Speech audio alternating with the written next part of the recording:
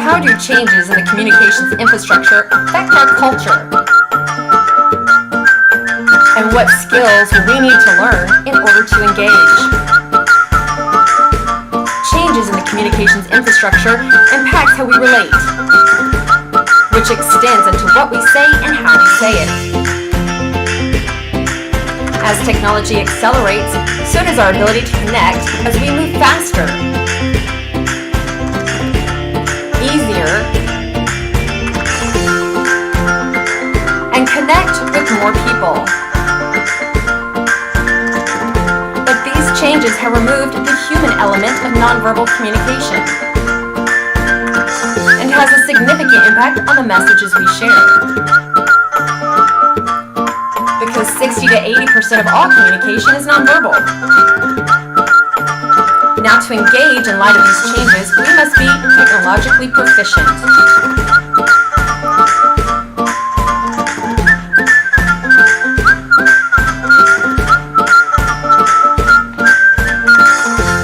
Alvin Toffler coined the term future shock. It's the inability of people to change at the rate it happens. He prophetically described our artificial, disposable society through his work.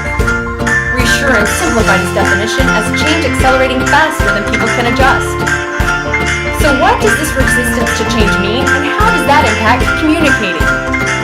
According to Toffler, the flow of information increases with the evolution of society. And as the rate of change increases, so does the ability of what people can absorb, which ultimately leads to information overflow. Toffler said to survive, we must become more adaptable. Anne Bollinger noted Ray Kurzweil said people who don't adapt will be left behind in every aspect. Elizabeth Cantor's article about change said people resist it because of fear and because they're afraid of the unknown, like more work.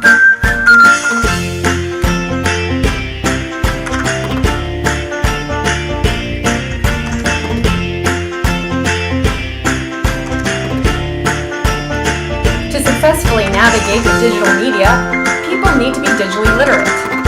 Digital literacy is the ability to navigate online, operate technology, and critically evaluate the material they consume. This helps determine the accuracy and the worth of the information. Tibor Kolte said that with the advent of digital technology, it's important people develop an awareness of how to be technologically literate.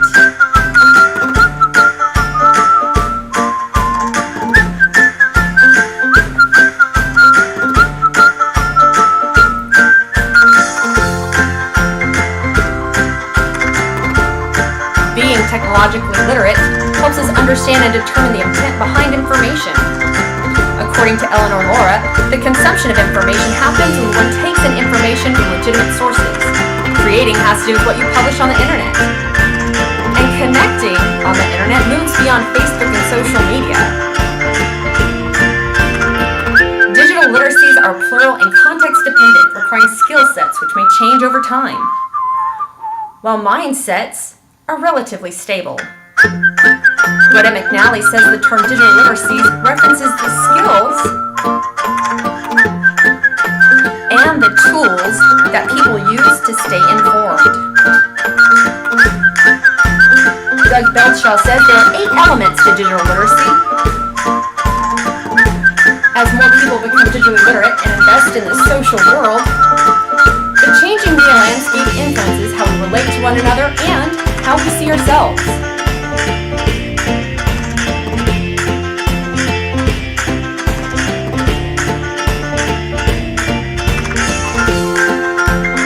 Emerging media has given us a ringside seat to see the lives of our friends. We have unprecedented access into each other's lives and work diligently to craft our own digital identities. While social media has expanded our exposure to interpersonal communication, the experiences are both good and bad. While the quantity can expand, the quality may be hard-pressed to compete with in-person interaction.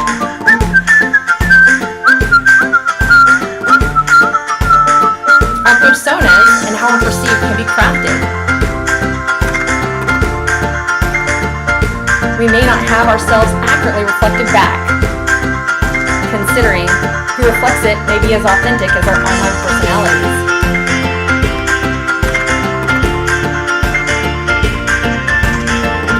When a persona unintentionally is exposed, the context collapses. Yet social media offers a type of freedom to allow people to feel connected and sociable.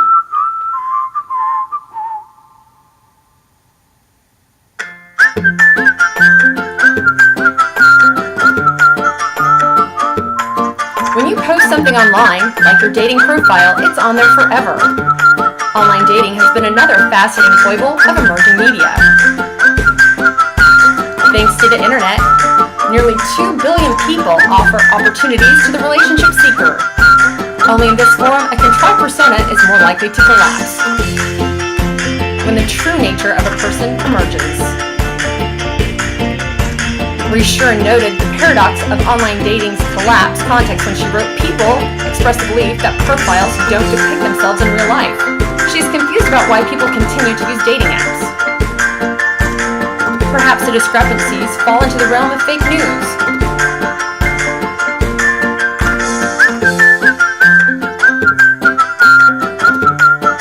Fake news happens to attract people of like minds. Ann Bollinger cited a study on fake news by Craig Silverman. The study found fake news was getting more engagement on Facebook than any major media outlets. And mainstream news engagement on Facebook, stories started to decline. People believed what they wanted to believe rather than attempting to discover the truth. People saw fake news, shared it, commented on it, and liked it. In fake news, it's difficult to identify and defend because the truth is twisted to support a particular argument, like the anti-vax movement.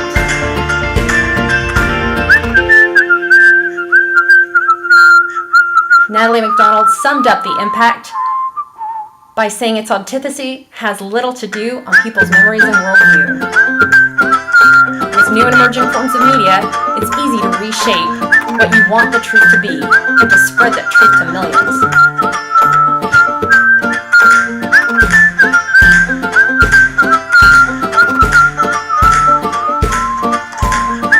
According to the PNAS article, Facebook likes can reveal personal attributes.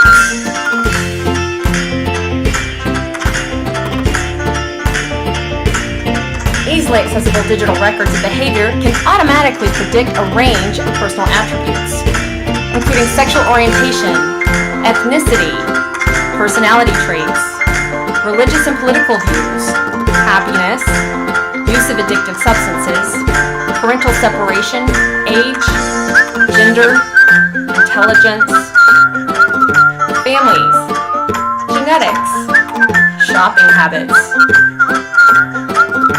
Facebook keeps a historical account of personal engagement from friends and brands, and the Facebook newsfeed algorithm predicts what you want to see. Thanks to the internet, companies can identify target audiences.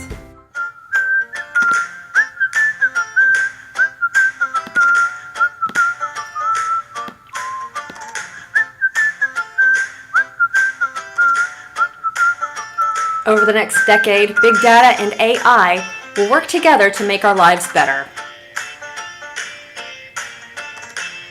Although it's possible that data and algorithms could replace our ability for independent decision making. Would it happen before we catch on? Is it happening now? One thread that seems pervasive is the fear of computers dominating our lives. As advertisers incorporate more algorithms into our purview of what will be determined for us. Across emerging media, information may be limited by hidden mathematical formulas. Laura Yakovetsky reflected on the machine taking over, no longer needing human intelligence. Her rationale of better understanding the human role as we move forward is essential as we adapt.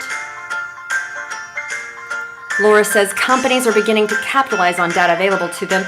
They just need to know what to do with it.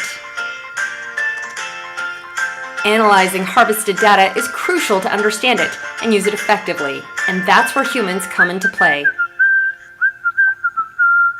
Only humans can find new ways to understand and comprehend data. Only human intelligence can study and detect more behind the numbers.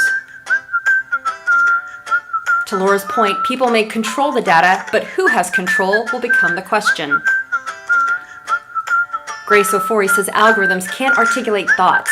Human oversight will be required. As machine learning brings actionable insights to problems we face in medicine and other areas, fully realized robotic machines have become widespread in medical technology. Living life with second life surrogates is likely to become more common for less specialized fields too.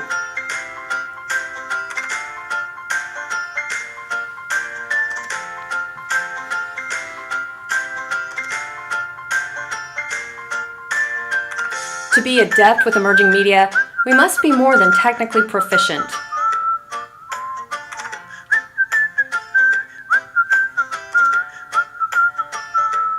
Ultimately, we must realize we need to be adaptable and moldable. How we communicate drives when we communicate. New media has changed where we communicate and maybe what we communicate. But it hasn't changed the why. Communication is the practice of sharing information. While predictability lends itself as a guide to the future, our technology continues to change. And as change continues, we need to not get overwhelmed, because as soon as we get used to it, we need to know it will all just change again.